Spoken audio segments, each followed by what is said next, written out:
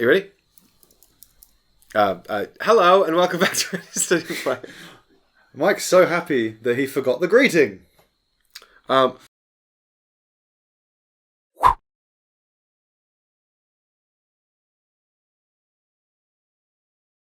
everybody, welcome back to Ready Steady Play. This is our final thoughts sort of roundup on Claustrophobia 1643, which we've just finished playing scenario number 2 of, in which a particularly aggressive demon army just murdered 4 people in record time. Yep, I mean, that was startling. I mean, I don't think the game was especially short, actually. It's not supposed to be that much longer. I mean, isn't it supposed to be about 40 to an hour? 45 minutes to an hour, yeah. So that was pretty standard, actually. It's very much a sort of a fast-paced, sort of win dice-chucking game. Well, but I mean, the thing is, I think what may not be apparent is how close you came to winning. And I think if you'd scattered here, instead of coming back into this room and getting caught, you would probably actually have done better. Yeah, I should have abandoned that scout to die. Yeah, you should have. And Why didn't I? I don't know, but I was really pleased when everyone came back in here. Oh, what if you're pleased? Well, because I knew I could spawn enemies in all 4 of these tiles and just flood this room. And I like this room because it's a 5 space, and you only have 4 guys. Even if your whole team's in there, you can't get out. Whereas it's not that difficult for me to spawn 6 trogs a turn. So that's a very in-depth breakdown of Ollie's mistake. But that is basically what this game is it's this team of holy warriors taking on the demons of hell, and it very much is like sort of starts off stronger for the holy warriors because they come in essentially sort of fully equipped and powered up. The only thing that really advances over time for them is the instant cards. Yeah. But because when they become increasingly less effective as they take wounds, it really is sort of a grind down, and the game is basically, can the Holy Warriors achieve their objective before the forces of hell just grind them down? Splitting up in this game is a very difficult proposition because there were some really good cards coming out. No healing though. Maybe the healing is only in the blood fountains then. Yeah. Because I think the splitting up is a dangerous prospect. Because it was dangerous, but it was necessary because the only condition I could win by was to find that tile. Only with the scouts. I think keeping the brute and they were together. They died in the same tile. But they did split up temporarily. And they temporarily then went back to... I mean, they didn't. But what you're doing every time you put out these tiles is you're creating more spawn points for me. Yeah. And it gets...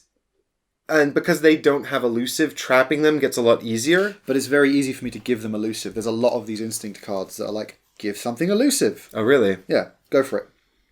The warrior gains elusive.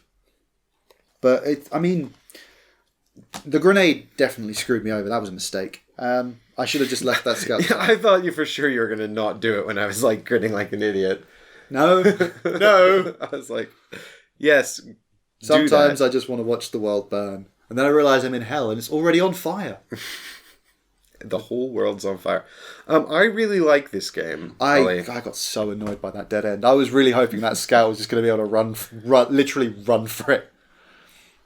I was just, wow, that was unlucky. But do you know what I really like about this game? Is despite playing a game of it like this, where it's over very quickly and it's quite brutal. I want to play again. Yeah, you can. It's not hard. It doesn't take a long time to set up, and it's fast paced, and it's. I mean, and that's one of the, I think, the big difference between something like Resident Evil 2, which we played recently. Which is where the setup is, it takes a long time. If you want to play Resident Evil 2 again, it takes a long time to reset that. But this, super fast to reset. So when you have an experience like this, you reset it, you go again, maybe you change the scenario. Or the only thing that takes time is this.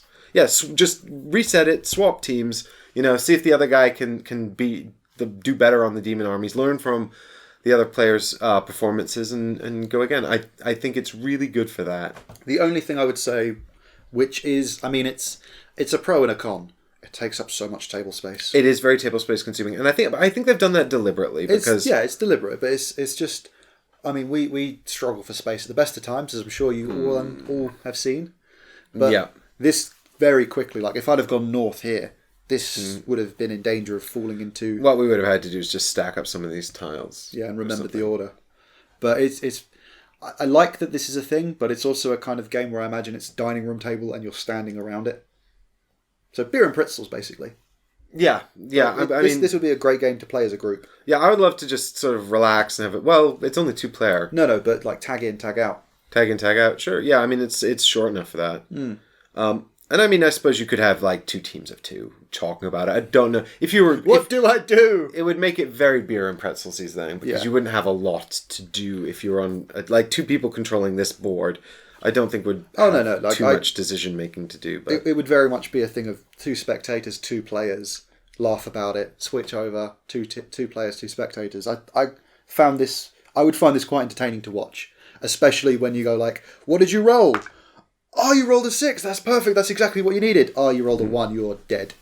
Yeah, because it does have a lot of... Obviously, it's got a lot of dice rolling in it, but it also does a very good job of sort of mitigating the dice rolling. You know, like... I love these cards. Giving you the instinct cards that allow you to change the dice. There's one called Master of Destiny for the Dark Lord, or whatever I am, that allows you to set... All right, Sauron. Well, I don't know. Satan? Am I Satan? No, you are not that. You are not even bloody Malbolgia. But what am I then? You're Scourge. But I'm also 2 Hellhounds and Troglodytes. He's in charge of them. Demons are psychic. Alright, so Scourge, then, he has a card in the deck here called Master of Destiny that lets you set up the... Scourge! And there's a bunch of different demons that you can swap in and out for him, so that keeps it sort of exciting and interesting. No, profile. I can see the resemblance. He's definitely got your chin. Yeah, man, and my giant mouth. I mean, I wasn't going to go there, but I won't stop flapping. But so you get the Master of Destiny card that allows you to pick a face on one of these dice. So it's quite exciting because you're chucking lots of dice, but it also gives you the means to be smart and make smart plays. And I find it walks the line of that balance really well because you don't want it to feel completely random and arbitrary, but it is a game that has a lot of randomness to it to keep it sort of exciting and unexpected. Yeah. You know, and I find it's a difficult balance to strike where it doesn't become frustrating. And I think this one really gets a good balance. I'm actually really... I love these cards. I love the fact that I have lost games to bad dice rolling heavily. And it's frustrating as hell. And you know there is nothing better you could have done because it's a dice roll. This mitigating it means you go... I am keeping these cards in my hand either for an effect or to mitigate a poor dice roll. I love that. That cannot say just how much I want to see more of that in games with a lot of dice rolling. And this didn't even have a lot of it. I mean, I'm rolling 2 sets of dice. It's not a lot. And well, this is where we find the differences between someone like me who's a Eurogame player, typically, and someone like you who plays a lot of Warhammer. I play a lot of Warhammer. Because I'm like, there's loads of dice, and you're like, there's not that many dice. Dude, if a unit of 20 skeletons in my Age of Sigmar army rolls more dice than this, I've got guys that roll more dice than this if they're set up right. Whereas I'm like, most of the games I play don't even have dice. Yeah. But I mean, I love the mitigation of it. I also love the wounding aspect of it because it's... That was really neat. Because what it's that's really part of this grind down mechanic, isn't it? Because it's just like over time you just become less and less effective, and you start to become exhausted. But it's also tactical. So you're like, what can I afford to lose? What stat line and what special abilities, if any, can I afford to miss? And there are some of these upgrade cards actually give you talents. So like this one, it would give a card, one of my guys, the Frenzy talent, and I might put that down and go, I can't afford to lose that now because that's my Frenzy, and I need that. I need those rerolls. It's such a tactical decision for it, and it's such a straightforward idea because it means that my guys have effectively 6 wounds, and I'm worried about every single one of them. And that's great. Yeah. There's never a time where I'm like, I've got 5 wounds left. No, I've just lost 1 in 6 chance of doing something. And it makes all of your dice distribution more difficult. Yeah. Specifically when I'm going like, I've got a 1 and a 5 and a 3. If I give this guy the 1, he can act. If I do this, maybe I can change it to that with this card. But then, as you saw, I can't do something else that I needed to do. And that's good.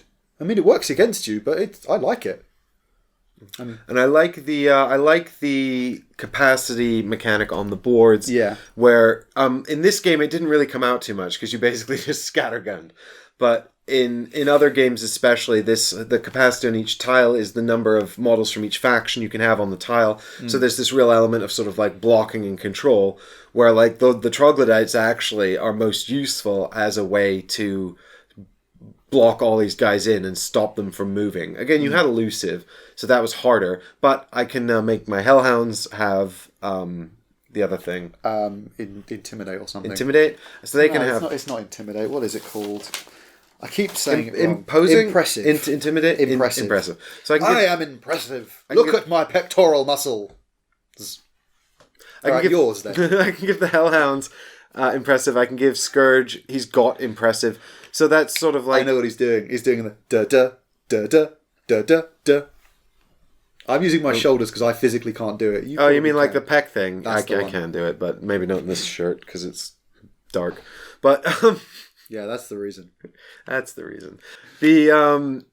what was I going to say about him? Damn it. So what I'm saying is having the 3 models with impressive... against the 2 scouts with elusive gives me these interesting choices about where the models are going to be and how I'm going to place them.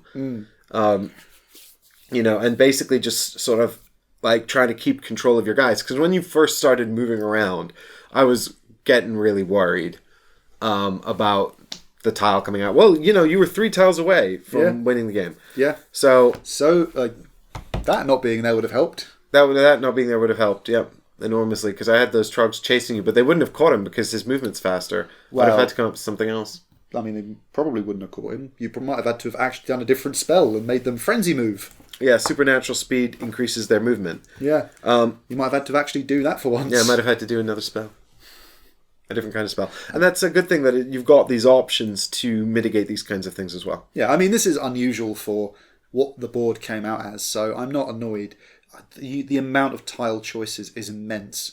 Mm-hmm. So what you've seen here is like a quarter of what's available. Yeah. And I have no doubt in my mind if we played this again, it would be a very different game. Yeah, absolutely. I mean, I was really impressed when both the Fountains of Blood came out, but evidently... But they were right next to my Trog nest, like I planned it. Where do you think the blood comes from? It's Trog blood. These are the feeding pools for the newborn Trogs. Ew. Ew, indeed. Ew. That is the correct reaction. Yeah, it's the only reaction as far as I'm concerned. But yeah, I mean, I like this game. I want to play it again. I would find it funny if we've tried 2 scenarios now. The next scenario might be something very different and very weird. But who knows? It's here's the thing. Obviously, this is the follow-up to Claustrophobia, the original one, which is basically the exact same. The main difference is that the miniatures were pre-painted in the other one, but and then there were some other subtle differences. The sculpts were different. One of the nice things about the original set was that all the Trogs were different, but then the way not scratching their balls. But a lot of the demons that you get in this set, just seen his face. They're so funny. He is definitely scratching his balls. But one of a lot of the demons that you get in the Claustrophobia 1643 set were expansions to the original game. So you didn't have, like, for example, the Hellhounds just didn't come with it. So you'd need to go out and seek out all those expansions, and now they're very, very hard to come by. So this is a really nice sort of set that you can get, and the whole thing's in one box. At the moment, it's unavailable because they made about 10,000 copies of it. Exactly 10,000 because they're numbered. That's true. And then they did a big Kickstarter campaign where they sold... I don't think they sold all 10,000 in the end. I'm not sure. But at the moment, it's not at retail. I don't think it was Kickstarter exclusive. It might be that they'll bring it back to Kickstarter with expansion packs. But I know that you can't buy it at the moment. When they do another release and they just call it the 20,000. Claustrophobia 1644. The 20,000. But the 20,000. But yeah, so I mean you can't buy it, but you may have an opportunity in the future to buy it. Yeah, and it was about 80 quid. It was about 80 quid shipped, it's not cheap. It's not cheap, but I wouldn't say that it would. I can see where the money's gone, and I mean these components I like. There's really good card stock. It's solid. I love the artwork. I love the fact that there's little eyes going around. There's blood pools. I even like the fact that, like on the exit here, so that's the exit back to the surface, and the joint, even if it's a dead wall, because of the forced perspective, that actually looks like the top of the doorway. Yeah. Because of forced perspective, I like how that matches up, and that was definitely a decision someone has made. Yeah, the art on it's really, really good, actually. Really nice. Really well done. I can see where all of the money on this has gone, and I am not... I would not be I've spent more money on worse products. Yeah. Look at my skull. Drink from me, it will heal you. Crying into his own mouth. It's so weird. Is it... I mean, it's hell. What do you expect? Everything is weird. Yeah.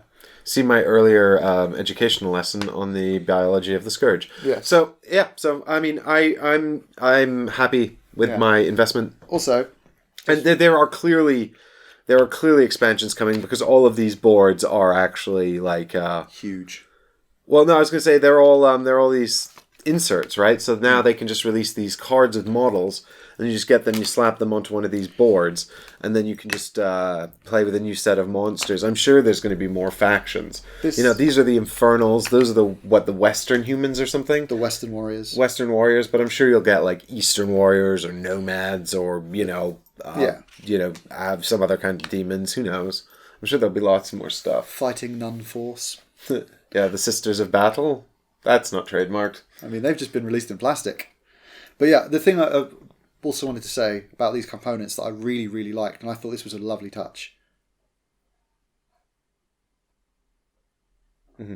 That literally, I mean, that was because I dropped it, but all of the components fit. You can open it up. You can open it and it doesn't move them? Yeah, it's not moved at all. There's nothing, like that's deliberate. They've gone, we're going to slightly oversize this, so you can do that, which means that you can hold it at an angle and you can hold that to hold them in place.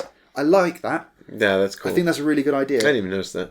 But it's a small touch, but I really like that they've gone to that effort, and I commend you for it. So there you go. I think that's all we've got to say about claustrophobia, but I'm really glad I've got it. I'm sorry that it's not available at the time of us making this video. However, that does mean if you want to see more of it, you know who to ask. Yeah, so if you didn't get a copy and you're sad about it and you want us to make some more games for you to watch, then we will happily do that. So. I mean, I'll try to be more competent, but no promises. Yeah, don't set yourself up. See, my ego was here. And then Mike became my friend, and it's just been... Get down there. Oh, no, Ollie, I'm sure you'll do better. You can't do worse.